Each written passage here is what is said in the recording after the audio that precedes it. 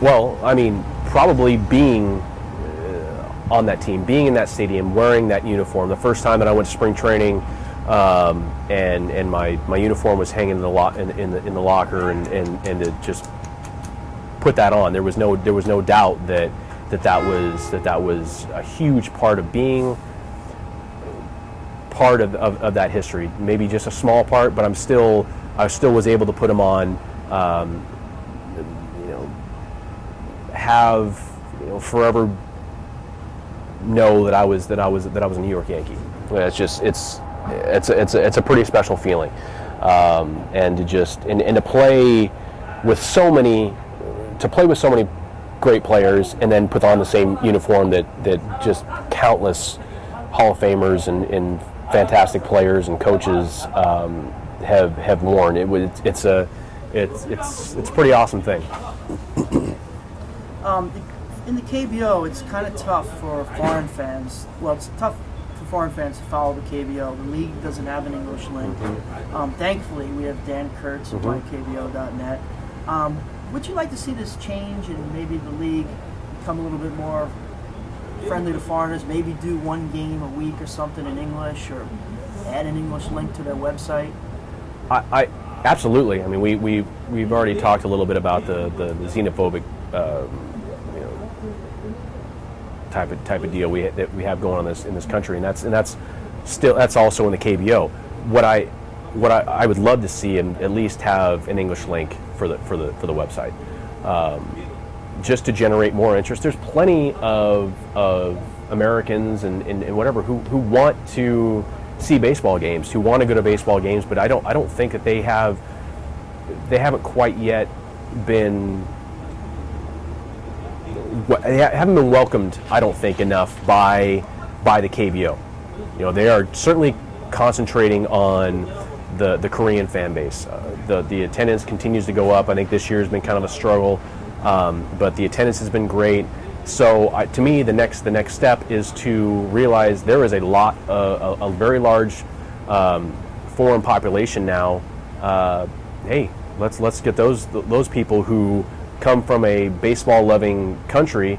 Let's get them in the stands and kind of experience Korean baseball. Obviously, it's a bit different. I think in a lot of ways, it's a more fan friendly game in Korea. I mean, it's when you watch a game in the States, it's certainly a lot quieter than it is here. But it really gives you an opportunity to get involved. I would even like soccer players or soccer fans would probably appreciate going to a baseball game here, even though they would think that it's probably boring or whatever. If you close your eyes, you might think you're at a soccer stadium. Exactly. They can at least cheer. Yeah. Okay, back to the cyber world. Harry Dean, I call him a fan of the people. He's a big part of the documentary. By the way, congratulations to him. Served 20 years in the U.S. Army, and part of that in Afghanistan. He asks, hold on, put your seatbelt on, would he be willing to come to Doosan? We could really use him. No, we will not let Nippert go. I can throw in a signed Choi Jun-suk jersey as a signing bonus. Well, I mean, I want to say that I've actually met him. Harry Dean. Maybe I outside of the bus. I'll show you a picture of him.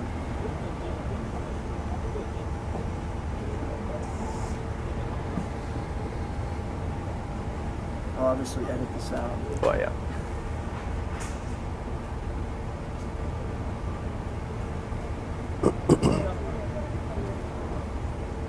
Well, this is kind of.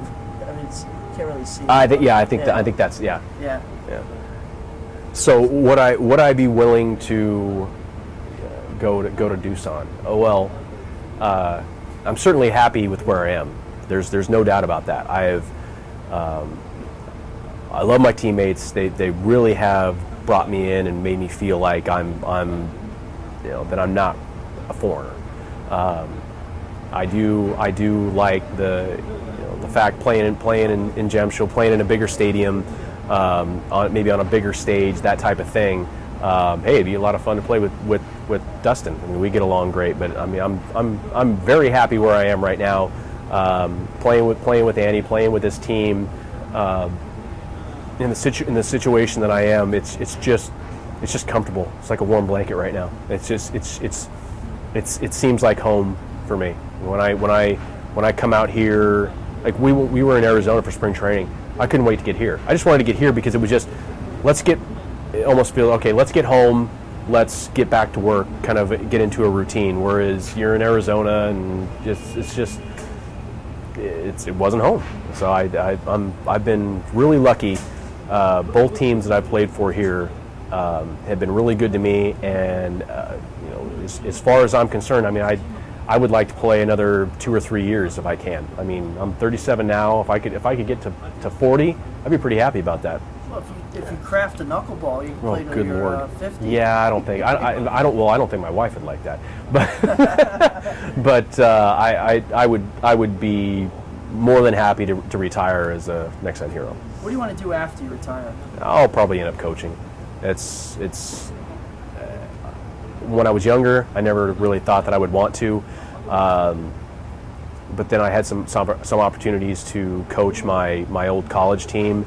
I had a lot of fun doing that, and then I also, just being an older player and having younger pitchers ask me questions, things about like that, and even hitters talking about hitting and talking about just baseball in general. It's made me realize that that's probably what's for me, probably staying in this game, and because bottom line is probably what I'm best at, and so I feel like I have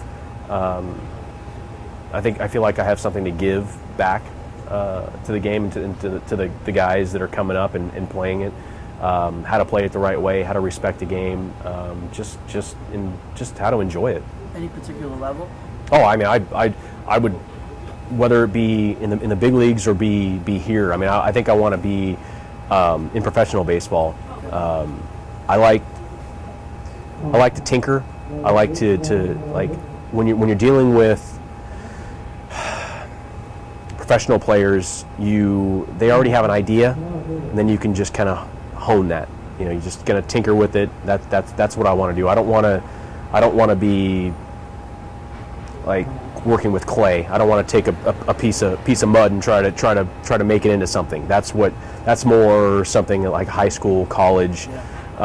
Even that can be kind of fun, but to actually make a living out of it and do it on a regular basis. You've got some good high schools in Southern California. Well, sure, yeah, but it's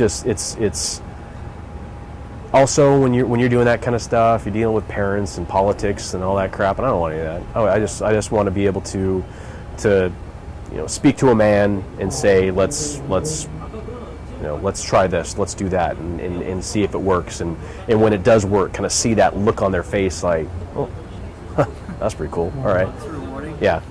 Gio Yu, as you know from Jan Happ, he asked about your cameo in Moneyball. Have you seen Moneyball? He wants to know about that. What do you think about that?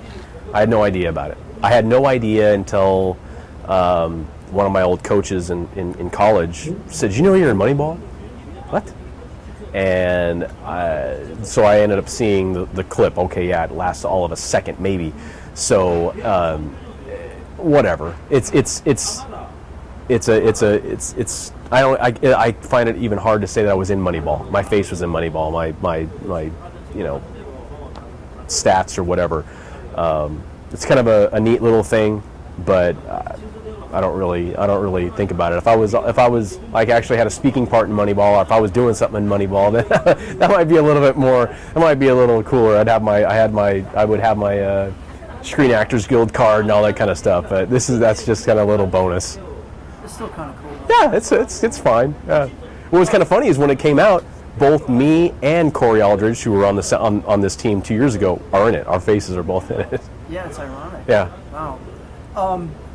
Dodgers. You're a big Dodgers fan. Are you still a Dodgers fan? Oh, yeah. Okay. Mm-hmm. So now you got Ryu pitching. Mm-hmm. Are you surprised at the success he's had? No. When a lot of people asked me last year what I expected out of him if he went to the States, and I said, I can see him being a 2 or 3 starter in the big leagues. Not only because of the stuff that he has, but his demeanor. He doesn't seem phased by anything, and that makes a big difference So laid back. in the big leagues. There's so many things that are pulling you in different directions. It's the guys who can kind of put that stuff out of their minds and just go about their business. Those are the guys who are typically successful. I think it helps to be in LA with a large Korean population. So it's not Got like, his family there with him. oh, okay. Yep. So, I mean, if The he whole was family's in, living with him. oh, okay. If he was in Kansas City, for example, it might be a little bit different. He would probably feel like he's in the middle of nowhere. That's not something that he would be used to dealing with. Being in LA, it's like being in Seoul. There's a lot of different people walking around the streets.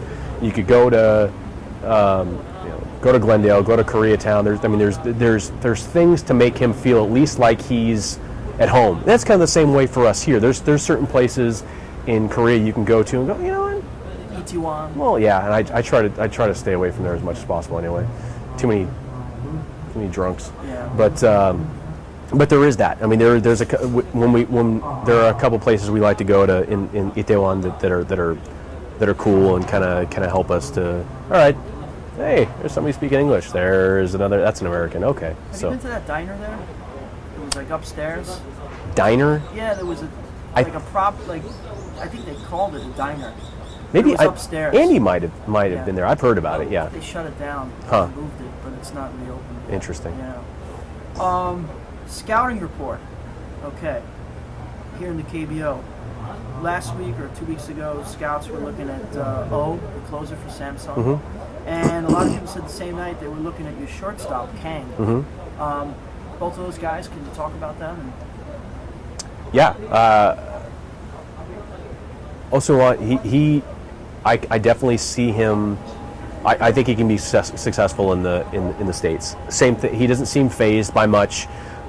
He obviously has the fastball. He's just a pure power guy. He's just going to go right after you. He does tend to pitch up in the zone quite a bit, which could possibly get him in trouble in the States. But it's still his aggressiveness is gonna keep hitters off balance. I can definitely see him being a like setup type guy. Throw him in there as a closer here and there. I think he could definitely go in next year and be successful. Jung Ho, he's a talent. Just bought. I mean, he's gosh, I think he's only 26, 27 years old. Got the military out of the way. Yeah, military. That all that kind of stuff is done. He has all the tools. Like I said, he has legit pop. Got a very good arm. I think he's still kind of coming into his own as far as playing the infield.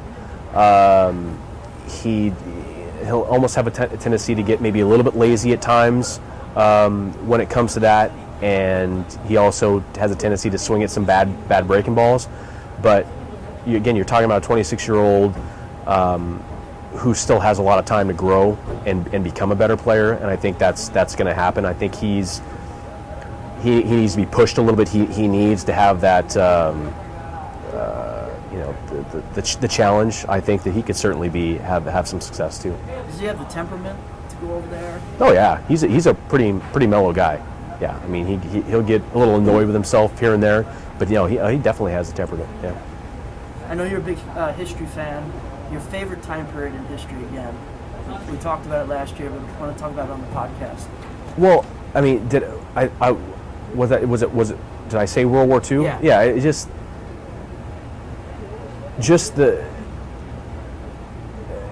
it's kind of hard to explain, obviously, because I wasn't there, but just how many things had to go right or go wrong for things to go one way or the other. I mean, things could have been so bad for the Allies at one point. If one